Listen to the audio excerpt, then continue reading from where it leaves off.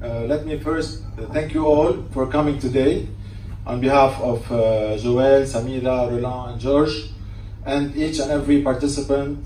We thank you for being here and for making this vegan conference, the first vegan conference in Lebanon, a reality. Thank you all.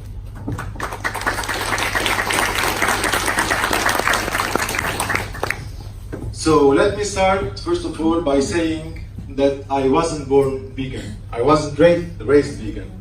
I used actually to enjoy eating meat, dairy, cheese, eggs more than 30 years. It all seemed to be so normal to eat meat. I mean, we just have to turn on the TV and we are literally bombarded by dairy and meat commercials, seeing happy cows running on green fields, dancing, singing, happy to be a piece of steak on our dinner tables. They taught us that protein means meat and calcium means cow's milk. But is it true? At restaurants, you see people all around ordering steak, eating pizza pepperoni, bacon, ham, lamb, and more. Everything seems to be so normal. But is it? One day, 8 years ago, a friend of mine who I used to consider as an annoying extremist vegan shared on my news feeds, on his social media account, he shared a footage of a cow being slaughtered in an abattoir. So I felt offended, and I felt offended by what I saw, and even blaming my annoying friend for posting such horror on my news feeds. Then the same day, I went back home. I took my dog in my arms and started cuddling and kissing my dog. All of a sudden, I felt that something was wrong in my behavior. I realized that when I look at my dog's eyes, there was someone looking back at me. I realized that there is no difference between a dog and a cow. They will both fight for their lives if their throat is being cut open, bleeding in agony to death. I realized that we live in a society that normalizes violence, accepts lies, radicalizes peace, and gets offended by the truth. Then I started questioning myself.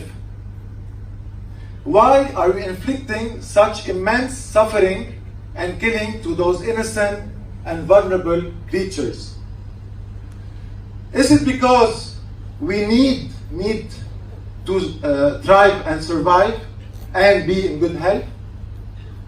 Is it because we have always done it this way? Is culture and tradition a good benchmark for our behavior? So I started doing some more research on this topic to find why we really eat meat. Do we really need meat to live and be healthy? Well, it turned out that all major diseases are directly linked to eating animal and their products. In fact, the number one cause of death is heart disease, caused by clogged arteries due to high intake of cholesterol, trans fatty acids, and saturated fat, all found in large quantities in meat, dairy, and eggs. Same goes for type 2 diabetes, hypertension, colon, prostate, breast cancer, and more chronic deadly diseases. The WHO, the World Health Organization, classified processed meat as group 1A carcinogenic, same group as smoking cigarettes, same group as tobacco, and red meat as group 2A carcinogenic, probably causes cancer. The Canadian and British Diet Association stated that it is healthy and safe to adopt a plant-based diet to all stages of life, including pregnancy and infancy. So basically, our health is off better without meat.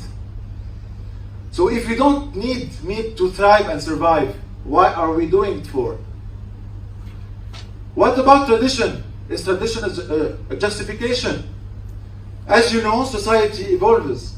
So does our way and practices. Many behaviors that were considered barbaric at one time or another, it was acceptable and even encouraged by the society, such as slavery, segregation, no rights for women, and more. However, it all started with few dedicated people rejecting injustice for humanity to take a stand towards these practices. So today, we should enlarge our cycle of compassion to embrace all sentient beings and remember that animals are here with us, not for us. Is culture a justification? In China, it is culturally acceptable to eat dogs. In other countries, it's not. Who's right and who's wrong? People all over the world sign petitions to stop the Yuling Dog Meat Festival. Those same people, they go back home at night and have a piece of cow meat burger for dinner. They are both wrong, since it is not morally justifiable to kill either the dog or the cow. Is suffering of one species more valuable than the other? Can culture justify loving one and killing the other? So if the justification and tradition and culture does not stand, what are we still doing it for? When I knew and realized that my innocent-looking meal was responsible for world hunger, more than 7.6 billion people are living today. More than 1 billion are hungry. Poor countries sell their grain to the meat industry to feed their animals so that we can have a piece of steak. We have enough food to feed 70 billion animals, but not enough to feed 1 billion hungry children. Does it make any sense? This is why meat is a crime towards humanity as much as it is for the animals. Animal agriculture is the major impactor of climate change. More gas emissions than all combined transportations, cars, trains, boats, planes, and more. It is even responsible for rainforest deforestation, ocean dead zones, freshwater depletion, species extinctions, and more.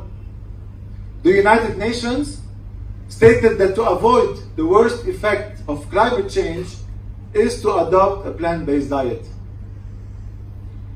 So many devastating effects on our planet, health, and countless sentient beings.